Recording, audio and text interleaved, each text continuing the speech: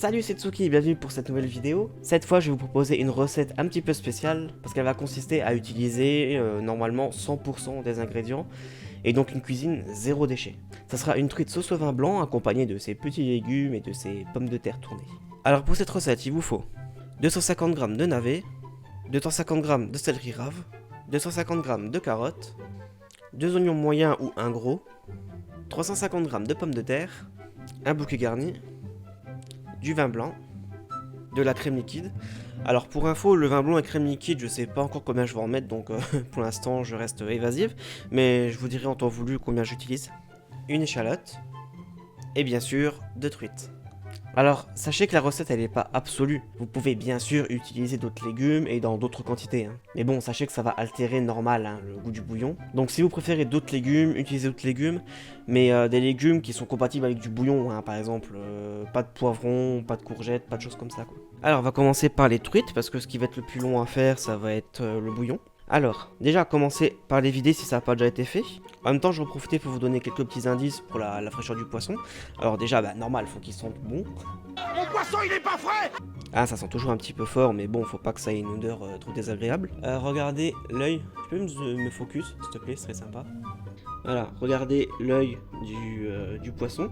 Il doit être brillant et non pas... Ah merde, le contraire de brillant. Non pas mat et voilé. Voilà, il doit être bien brillant. Il doit pas non plus être poisseux au toucher, il doit glisser un petit peu quand même. Alors vous allez commencer par écailler le poisson. C'est moins chiant de le faire quand il est entier plutôt que quand vous détaillez les filets.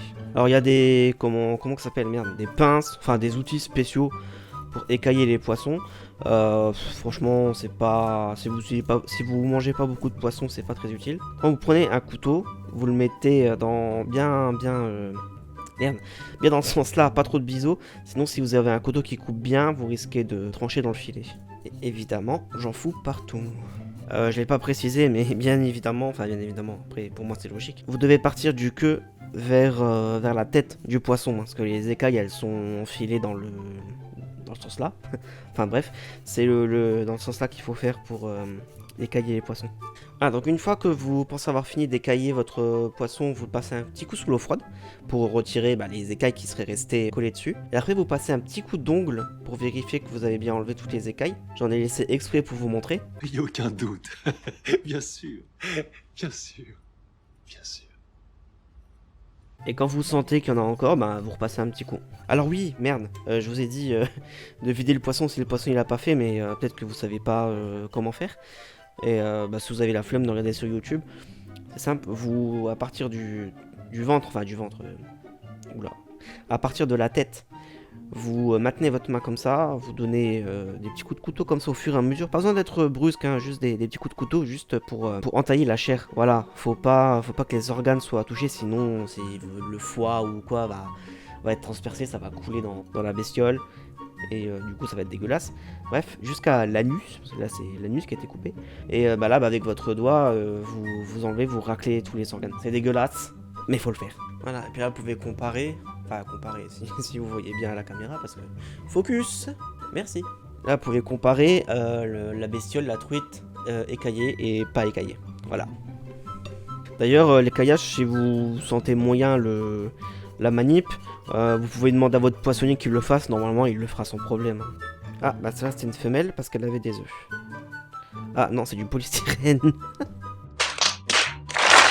Alors, une fois que vous avez fini d'écailler le poisson et de nettoyer le plan de travail, toute la merde que vous avez foutu partout, vous allez sécher le poisson, alors soit dans un papier absorbant comme moi, soit dans un torchon propre. Ensuite, vous allez chercher le côté là de l'arête, où il y a où on sent le dos. Donc voilà, vous allez chercher au milieu et vous découpez tout le haut. Alors, ça dépend de quel côté vous voulez passer. Là, je passe par devant. Donc vous coupez et puis vous longez le dos. Voilà, jusqu'à la queue. Voilà, vous voyez, là j'ai mal commencé le début parce que j'ai commencé du côté là, alors qu'après je suis passé par le côté là. Voilà, donc l'erreur à ne pas faire. Mais bon, là ça va, c'est irrécupérable. Alors voilà, là vous sentez normalement l'arête. Écoutez, instant ASMR. Voilà. Alors vous allez planter votre couteau, vous allez longer l'arête. hein, vous allez donner des tout petits coups de couteau en longeant l'arête, de sorte à récupérer le maximum de chair. Voilà, comme ça. Voilà, sur le bas du poisson, hein, les arêtes elles sont plus présentes là, on les entend vraiment bien là. Voilà. Donner des petits coups de couteau, ça va permettre aussi de détacher la chair du poisson sans pour autant couper les arêtes. Donc normalement, si vous faites bien votre boulot, il n'y a pas besoin de désarrêter le filet, parce qu'il n'y a pas d'arête. C'est non. Voilà, alors à partir de là, il y a la nageoire, donc c'est un peu plus compliqué, là vous passez par là, comme ça. Voilà, et puis là, vous faites jusqu'à la queue. Voilà. Là pareil, soit vous donnez, soit vous faites comme ça, comme j'ai fait pour la queue, ou soit vous passez par là. Moi perso, je préfère faire comme ça.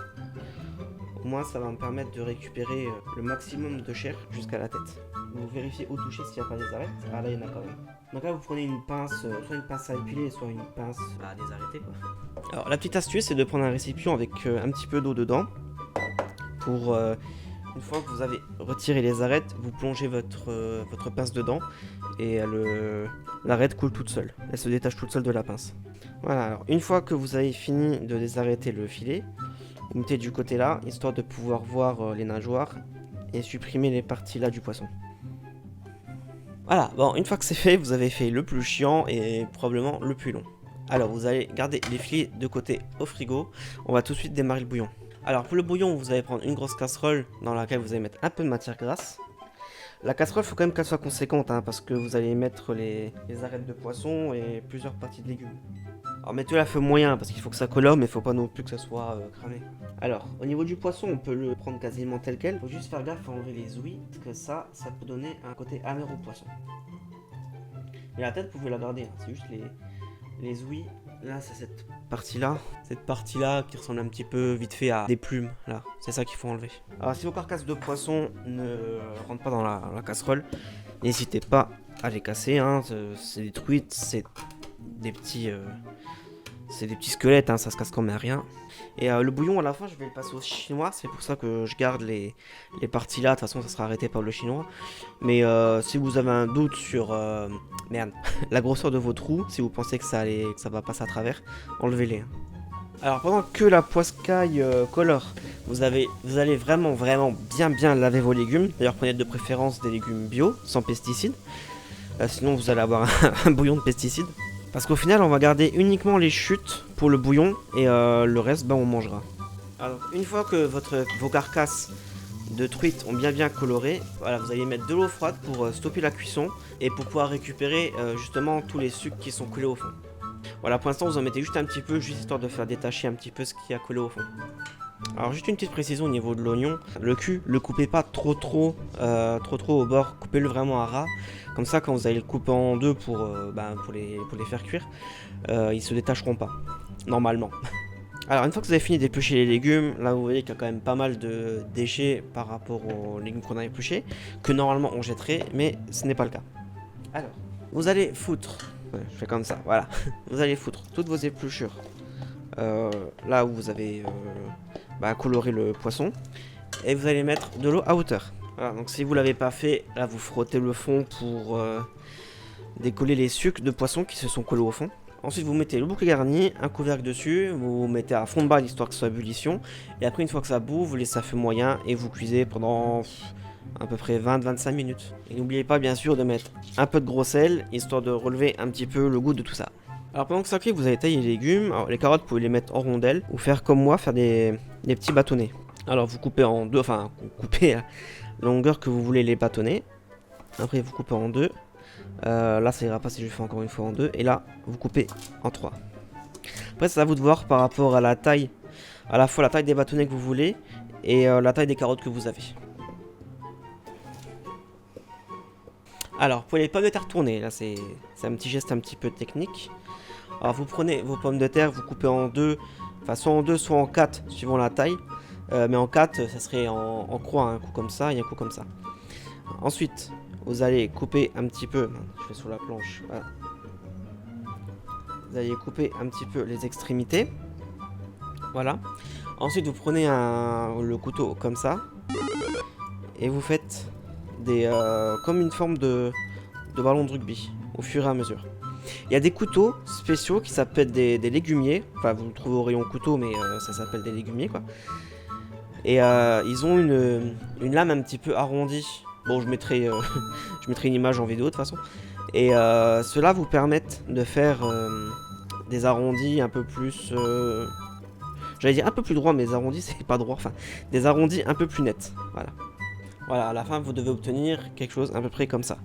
Ça je vais pas le jeter une fois que le bouillon sera cuit. D'ailleurs le bouillon est en train de bouillir, je vais le réduire. Voilà, donc je disais ça je ne vais pas le jeter. Une fois que le bouillon sera cuit, je vais et passé bien sûr, je vais cuire ça dedans. Et je vais mixer le tout. Ça va pas donner de goût, mais ça va donner de l'épaississant par contre à mon bouillon avec l'amidon de patates. Alors une fois que vous avez fini avec vos patates, mettez-les dans l'eau froide pour éviter que ça noircisse. Et après on passe à la suite. Alors si votre... moi j'allais dire bouillon, mais non c'est un fumé. C'est un fumé de poisson. Si votre fumée rend de la mousse, enfin de l'écume, voilà. Passez un coup d'écumoire pour retirer les impuretés. Pendant que le bouillon cuit, on va faire une étape qui est vraiment hyper délicate. C'est-à-dire on va retirer la peau des filets de truite. Alors prenez un couteau qui coupe vraiment hyper bien. Et vous passez... D'abord vous commencez comme ça par la queue.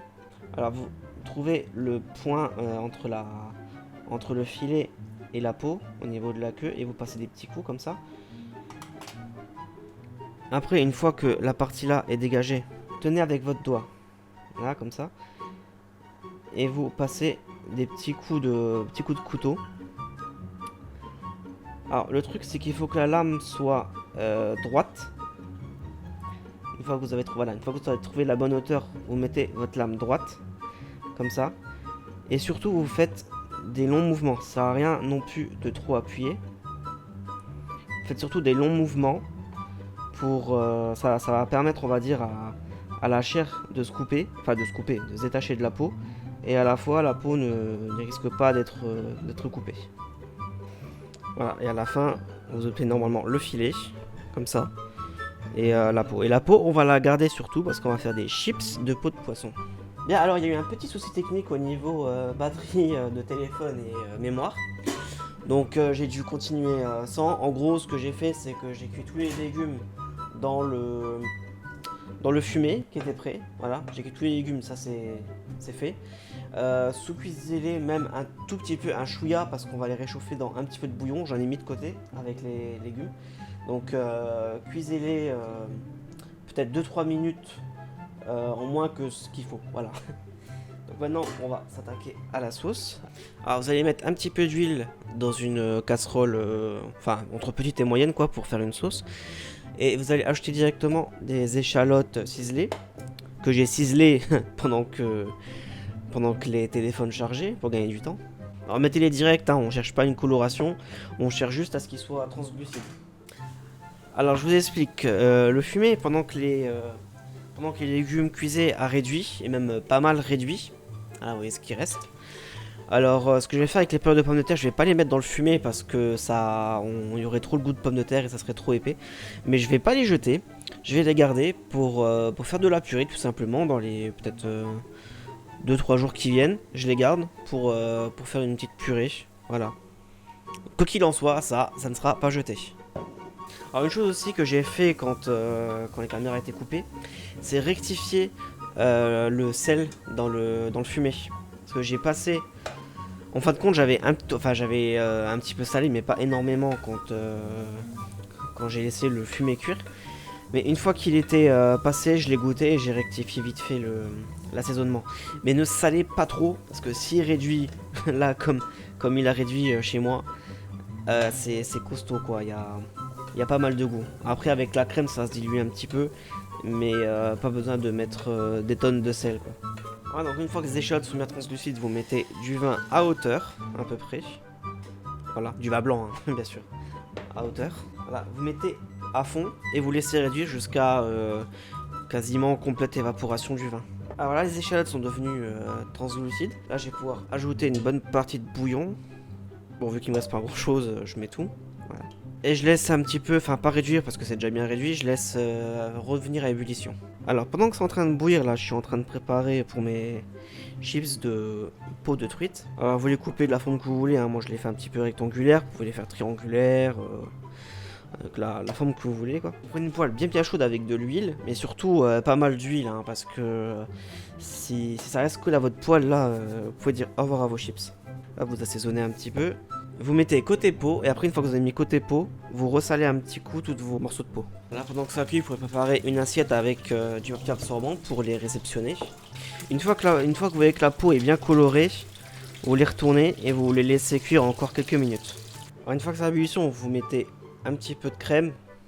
Bon, quand je dis un petit peu, voilà, c'est relatif, c'est à peu près une dizaine de centilitres de crème. Voilà. En fait, la quantité de crème, elle va dépendre de la quantité de bouillon que vous avez et de son intensité. Et en fin de compte, là, vous mettez de la crème jusqu'à ce que le goût vous aille. Alors, le goût me va, mais pas l'épaisseur. Donc, ce que je vais faire, c'est que je vais mettre un mélange d'eau et de farine. Ça va faire comme une espèce de liaison vite fait, une liaison rapide. Et ça va faire épaissir ma sauce. Voilà, donc le goût et l'épaisseur est bon. Donc, je mets ça de côté. Et on passe à la suite. Ah, là, on a presque fini.